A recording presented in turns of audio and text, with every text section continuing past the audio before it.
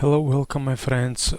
Today topics will be one thing which I saw on YouTube on many of YouTubers.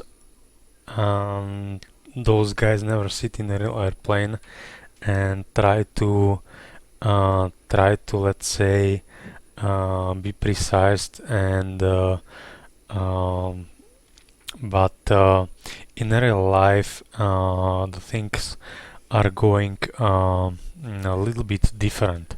So today topics we are going to talk about the performance initialization page and what is important to put there and what is important, what has the negligible effect. Okay, uh, this page is part of the flight. Okay, so let's jump into the cockpit. The first of all, and you can see the picture right here. Well, let's make the first step procedure is refueling, and then after refueling, make a boarding. So you have plenty of time to adjust your performance initialization page.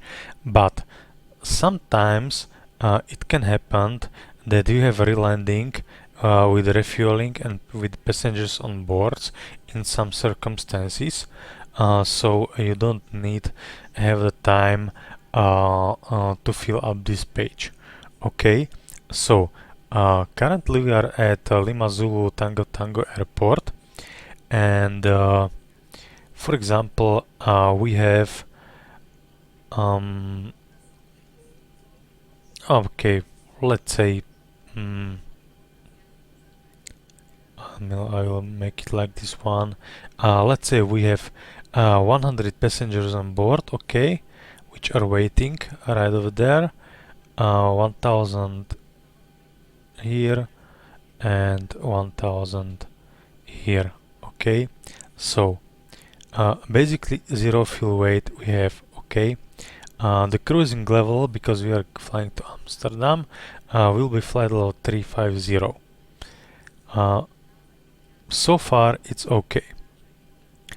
And now I would like to point out four things, okay. The first is the reserve fuel. The reserve fuel is the FMC reserve, that means final reserve plus alternate, okay.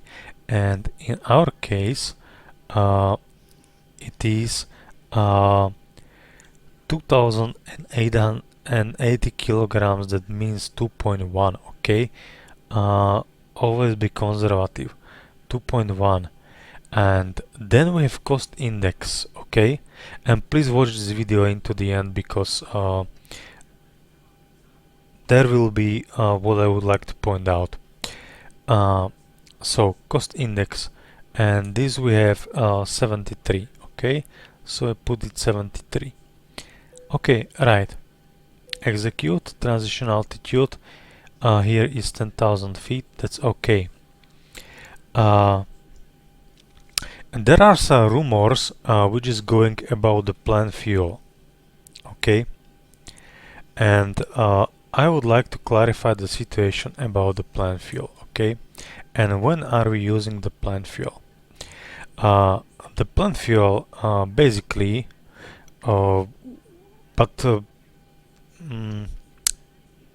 just basically we are doing in two ways, or in two specific times, okay. So first of all,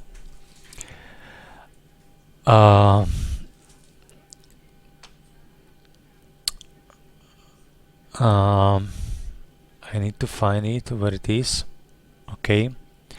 And you have an FCOM manual clearly depicted that fuel on board is automatically displaced as received from the airplane fuel quantity indication systems, and that's in flight when FMC is not reserving the data from CDU. So the first case is if you would like to speed up your FMC preparation and everything in order to be quick as you are refueling. For example, we are taking fuel to Amsterdam, approximately 18,900 kilograms. I will put additional 9,800, so we can just easily put 9.5, okay? And the FMC will count with the cross weight, and you can continue with N1 limit page and all the performance limitations, and you are good to go unless you are not refueled enough or bored enough, okay?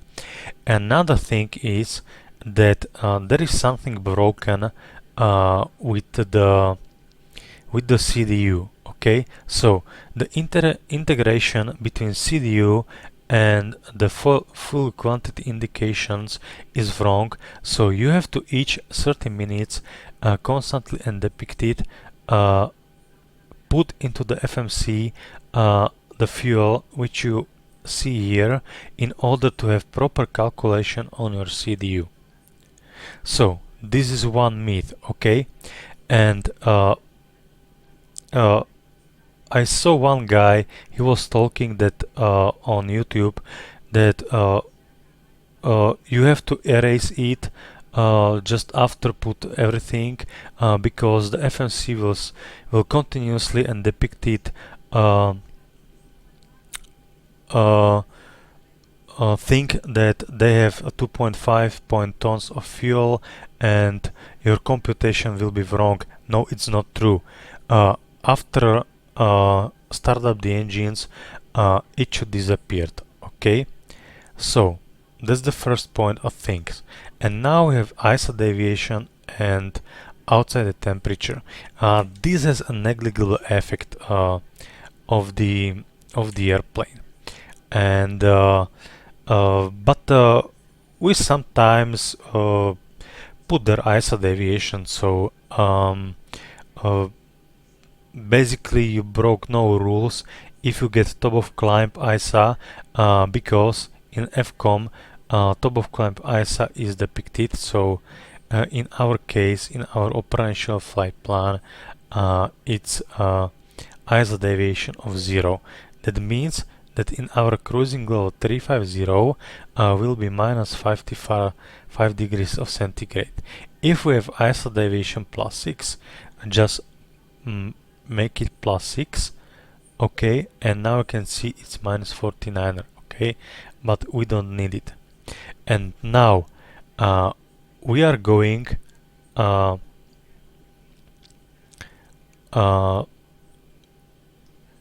check the cruise wind, and this is a one big deal because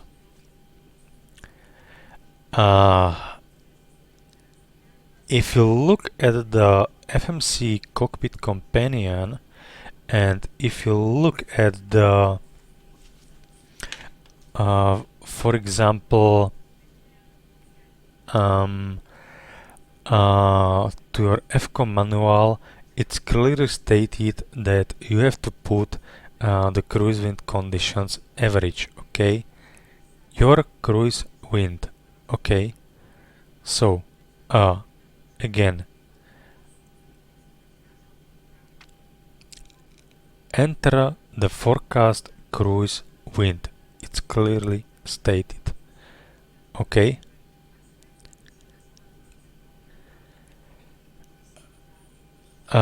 If you do not put there nothing, it basically FMC will compute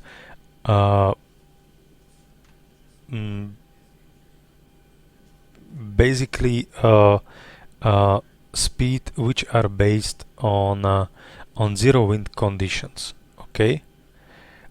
Some pilots are making it with a Ryanair operational flight plan, which says that they will put, in order to be more precise, the top of climb weight, which is 296 /904, okay?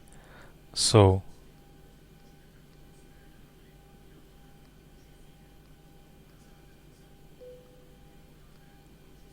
I guess it is in our operational flight plan.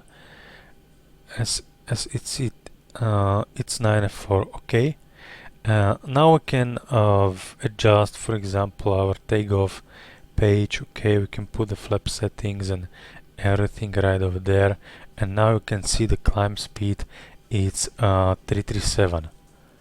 Okay, 337 and 795. Okay.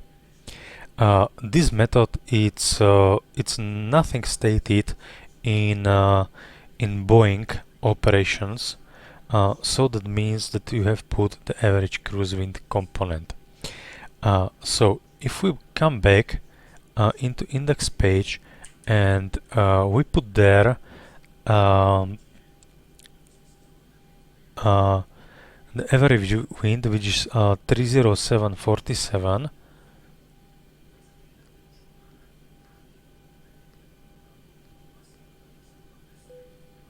Okay, you have to execute as well because takeoff speeds are deleted. That's okay.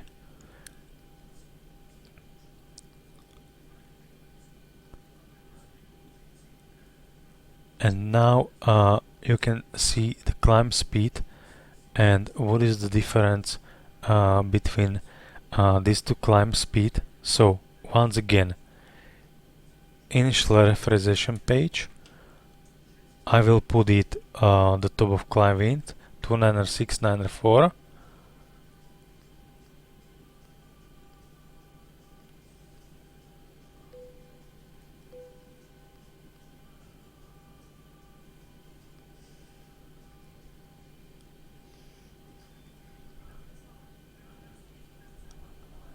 Okay, we have 337, okay, and now again I will put their average wind 370.47.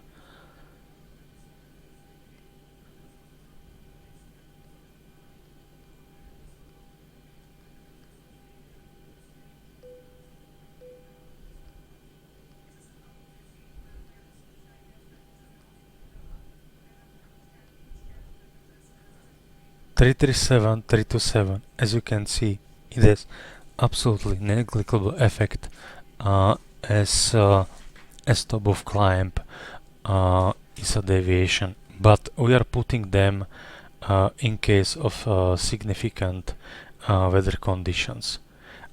So the final conclusion from this point of view is always read your FCOM. What is depicted over the FCOM, and or let's say if you have technical books, what is written right over there, because there are very useful information. And now you can see that we were allowed to calculate the takeoff performance. Why? Because we put the planned fuel. Okay, so and now we have started to refueling. For example, as we said, 2,900. Okay.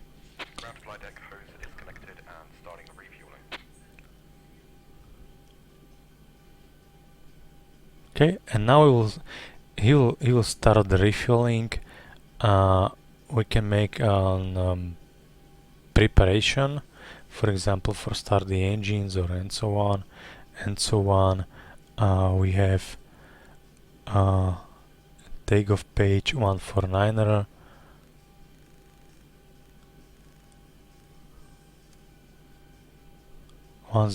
It's okay, it's quite fine depicted over there, and that's no problem. We have APU available, we have APU on bus, so I will do it non-standard, please non-standard.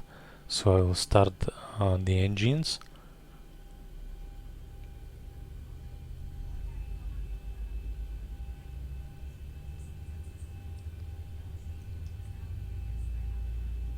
Okay, I will speed up the things a little bit for you.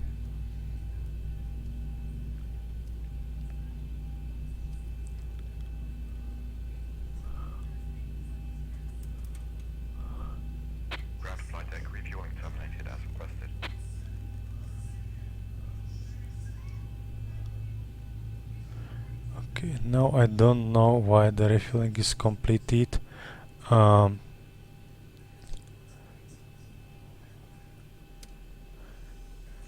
yeah, sorry. Uh, anyway, it's because refueling with with starting engine is incomplete, so that's why we make it like this way. Okay, so put it hardly 1900. That's done. Apply changes. So we have 1500 kilograms. That's okay. I'm doing this because I would like to show you how the things are made properly. Okay.